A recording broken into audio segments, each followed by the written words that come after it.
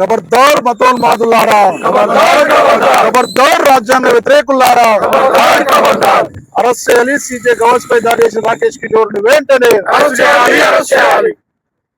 భారతదేశ అత్యున్న న్యాయస్థానంలో chief justice BR గవర్స్ పైన ఈ నెల 7వ తారీఖు నాడు ఒక కేసు విషయంలో ఆయన వాదనలు వింటున్న సందర్భంగా మరి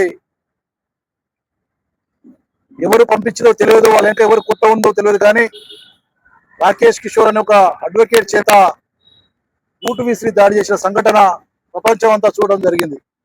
మరి ఒకప్పుడు ఈ మనువాద వ్యవస్థ కొనసాగుతున్న తరుణంలో అణగారిన వర్గాల ప్రజలకు, దళితులకు ముఖ్యంగా విద్యా, ఉద్యోగ, ఆర్థిక, రాజకీయ రంగాలలో గుడికి బడికి దూరం చేసిన వ్యవస్థ మరి ఈ రోజు బాబాసాహెబ్ అంబేద్కర్ సాధించి పెట్టిన రిజర్వేషన్ల వల్ల చదువుకొని ఉన్నత స్థాయిలో కూర్చున్నటువంటి ఈ దళిత వర్గాలకు రక్షణ కరువైందని ఒక దేశ ప్రథమ పౌరుడు సుప్రీంకోర్టు సీజే పైన దాడి జరిగితే మరి వాస్తవంగా గ్రామాల్లో ఉన్నటువంటి సామాన్య దళితుల పరిస్థితి ఏంటని చెప్పేసి మందాకృష్ణమాదిగ నగర్ తక్షణమే దాడిని ఖండిస్తూ ఎవరైతే బూటు విసిరిండో అడ్వకేట్ గారు, ఆయన ఇంకా ఎలాంటి శక్తులు ఉన్నాయో వాళ్ళందరూ కూడా బయట తీసి తక్షణమే సుమోటో కేసు చేసి అరెస్ట్ చేయాలని చెప్పేసి 10 రోజులుగా ప్రెస్ మీట్ ద్వారా, ధర్నాల ద్వారా కేంద్ర రాష్ట్ర ప్రభుత్వాలకు విజ్ఞప్తులు చేసినా కూడా కేంద్ర ప్రభుత్వం మరి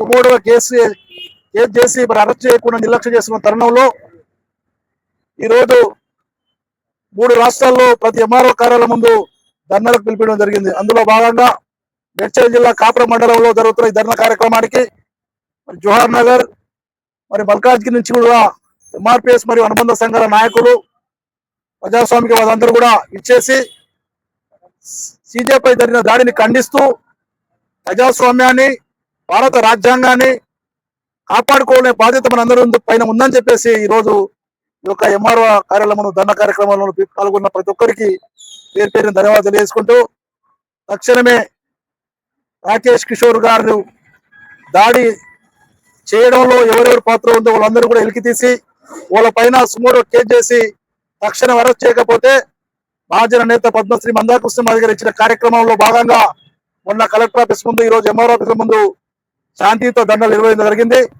మరి ఈ కేంద్ర రాష్ట్ర ప్రభుత్వం ఇట్లా నిర్లక్ష్యంగా వహిస్తే రేపు 22వ తారీఖు నాడు చలో హైదరాబాద్ కార్యక్రమానికి అన్నగారు పిలిపించడం జరిగింది.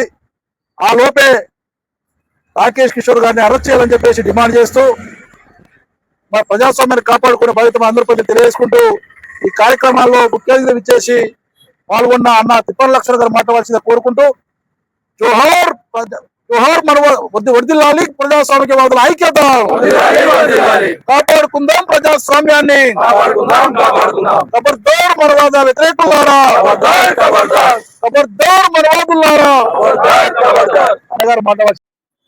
అత్యున్నత న్యాయస్థానం సుప్రీంకోర్టు చీఫ్ జస్టిస్ అయినటువంటి గవాయి మీద దాడిని ఈ దేశంలో ఉన్న అణగారిన వర్గాల మీద జరిగిందని మేము భావిస్తున్నాం.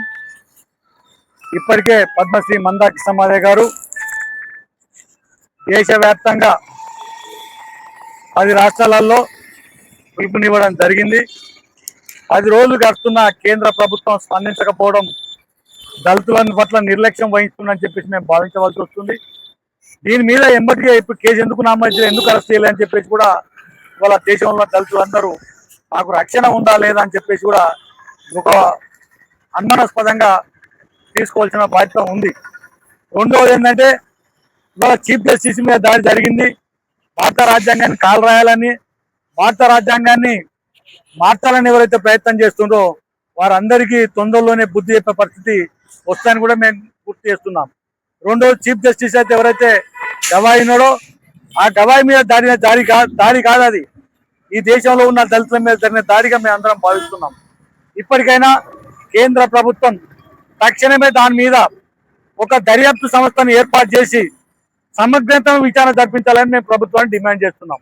ఆ విచారణలో రిటైర్డ్ సుప్రీంకోర్టు జడ్జిలు ఎవరైతే ఉన్నారో ప్రజాస్వామ్యబద్ధంగా ప్రజాస్వామ్యాన్ని కాపాడే వ్యక్తులు ఎవరైతే ఉన్నారో వారి ద్వారా ఒక విచారణ జరిపించాలి.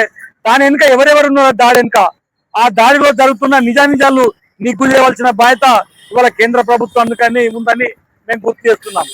ఒకవేళ వీరు కనుక అరెస్ట్ చేయకుండా కేసు నమోదు చేయకుండా దీన్ని నిర్లక్ష్యంగా వహిస్తే ఇవాళ భారతదేశంలో ఉన్న దళితులంతా ప్రభుత్వాల మీద తిరుగుబాటు చేయవలసిన అవసరం వస్తుంది.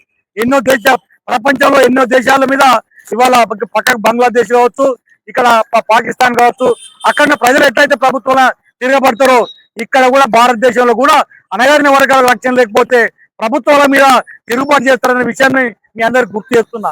ఇప్పటికైనా తక్షణమే గవాయి గారి మీద దాడి చేసిన కిషోర్ గారు ఎవరైతే ఉందో ఆయనను తక్షణమే అరెస్ట్ చేయాలని చెప్పేసి కూడా మేము డిమాండ్ చేస్తున్నాం. ఇప్పటితో ఇది ఆగదు. కృష్ణమాయ గారు ఇప్పటికే ఇది తెలంగాణలో ఉన్న అన్ని మండల కార్యాలయంలో 10 రాష్ట్రాలలో కూడా ఈ ధర్నా కార్యక్రమాలు జరుగుతున్నాయి. రెండోది ఏంటంటే 22 తారీఖు నాడు చలో హైదరాబాద్ కార్యక్రమం ఉంది. ఆ కార్యక్రమం లోపే ఇక్కడ కేంద్ర రాష్ట్ర ప్రభుత్వం ఏదైతే ఉందో వారు కూడా వాళ్ళ ప్రైమ్ మినిస్టర్ గారికి లేఖ రాస్తారా, అట్ల పక్షాన్ని తీసుకెళ్తారా, లేకపోతే గవాయి మీద దాడిని ఇప్పటిదాకా ఖండించకపోవడం కూడా అగ్రకులాలంతా ఒక్కదాన్ని మేము భావించవలసి వస్తుందని మేము ప్రభుత్వానికి గుర్తు చేస్తున్నాం. తక్షణమే అరెస్ట్ చేయాలి, న్యాయ విచారణ చేయాలని చెప్పి డిమాండ్ చేస్తున్నాం.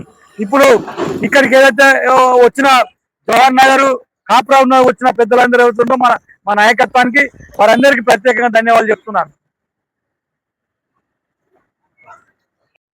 సుప్రీంకోర్టు జడ్జి పైన జరిగిన ఘోరానికి మేము అందరము ఎవరైతే బూటు తీశారో ఆయనను వెంబడే ఖండించాలని, శిక్షించాలని, చట్టరీత్యా చర్య తీసుకోవాలని మేము విన్నపిస్తున్నాం.